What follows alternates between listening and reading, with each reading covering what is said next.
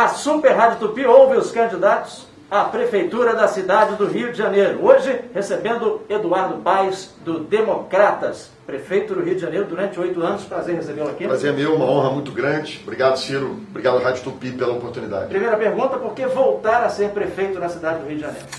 Olha, a gente está vivendo um momento que eu acho que todos nós reconhecemos que é um momento muito difícil na cidade. Né? A gente viveu essa experiência, ou a inexperiência do atual prefeito, como ela colapsou os serviços públicos na cidade, como ela fez com que tudo aquilo que a população, principalmente aquela que mais precisa, saísse prejudicada.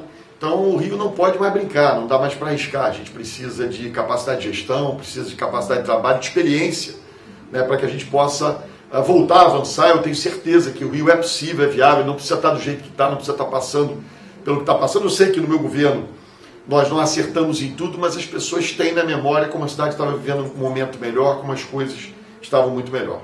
Eduardo Paes, sendo prefeito novamente do Rio de Janeiro, qual o seu primeiro ato, primeiro decreto como prefeito do Rio? Olha, a gente precisa recuperar as clínicas da família, né? Eu acho que a saúde é prioridade absoluta, até porque a gente está vivendo uma pandemia, mas é recuperar as clínicas da família, devolver as equipes de saúde da família, os médicos para as clínicas da família, botar os hospitais para funcionar. É claro, né, no ano que a gente teve pandemia, em que as crianças ficaram sem aula, é fundamental que a gente planeje nos primeiros 100 dias de governo o programa que a gente está chamando de 2 em 1, fazer 2 anos em um ano só, não fazer com que as crianças da escola pública sejam prejudicadas pela pandemia, enquanto da escola particular permaneceu tendo aula online, e recuperar os BRTs logo, né? Quando você vai a Cesário de Mello ali, tem cesarão, rolas, enfiárias na Zona Oeste, está tudo muito abandonado. Mas ali, por exemplo, é um exemplo de que do grau de desrespeito com a população, enfim, simplesmente fecharam as estações, não tem ônibus mais, então enfim, prioridade é saúde, mas são 2 outras coisas que eu quero atacar desde o início. Eu sei que o senhor já falou desse tema em algumas outras entrevistas, mas pelas redes sociais da Tupi, muita gente perguntando sobre essa questão. Teve uma obra no seu governo, elevado da perimetral, né? Foi derrubado o elevado, hoje a zona portuária é revitalizada. Mas teve aquela polêmica das vigas da perimetral. Então, pergunto novamente ao senhor, onde foram parar as vigas da perimetral? É sempre uma pergunta boa, né? Para que a gente tire esse mistério, né?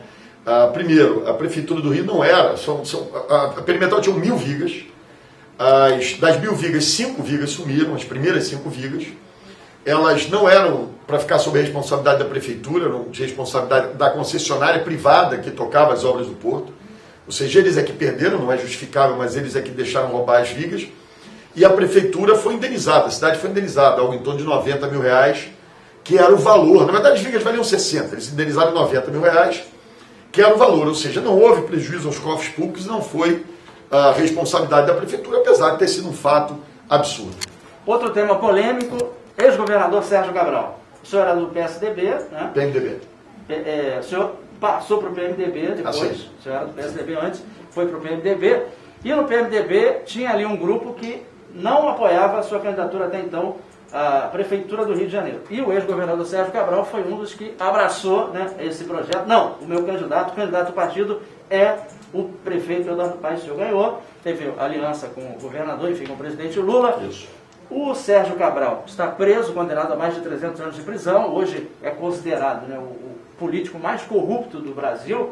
Eu pergunto ao senhor, se arrepende aí desse passado político, dessa aliança que teve com o ex-governador Sérgio Cabral? Porque todo mundo, né, os candidatos adversários, sempre colam essa imagem do senhor com o ex-governador Sérgio Cabral. Olha só, eu acho que eu respondo pelos meus atos, né? Na Prefeitura do Rio, a gente buscou fazer bastante, enfim, não tem nenhuma denúncia de envolvimento do ex-governador Sérgio Cabral em questões da Prefeitura do Rio de Janeiro.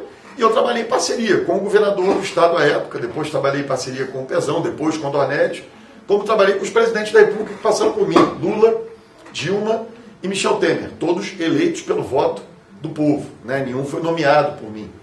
Então, assim, eu não posso responder pelos erros dos outros, né? E acho que o governador Sérgio Cabral está pagando pelos erros que cometeu. Quero agradecer a sua participação aqui. Prazer enorme. Para a gente finalizar, manda um recado aí para os seus eleitores e para aqueles eleitores que ainda não decidiram quem votar. Acho que o Rio tem que fazer essa reflexão, né? A gente errou em 2012, em 2016 elegeu Crivella, erramos de novo em 2018 ao eleger esse ex-juiz, enfim, que a gente viu aí no que deu. É uma mistura de incapacidade, de desvio de recursos, com inexperiência política. Ou seja, o que o Rio vive hoje é fruto das nossas decisões. Não dá mais para arriscar, não dá mais para ter um novo Witzel, não dá mais para ter um novo Crivella. Por isso eu peço seu voto, Eduardo Paes 25. Obrigado, boa sorte na caminhada. Esse é o candidato a prefeito pelo Democratas, Eduardo Paes, Tupi, eleições 2020.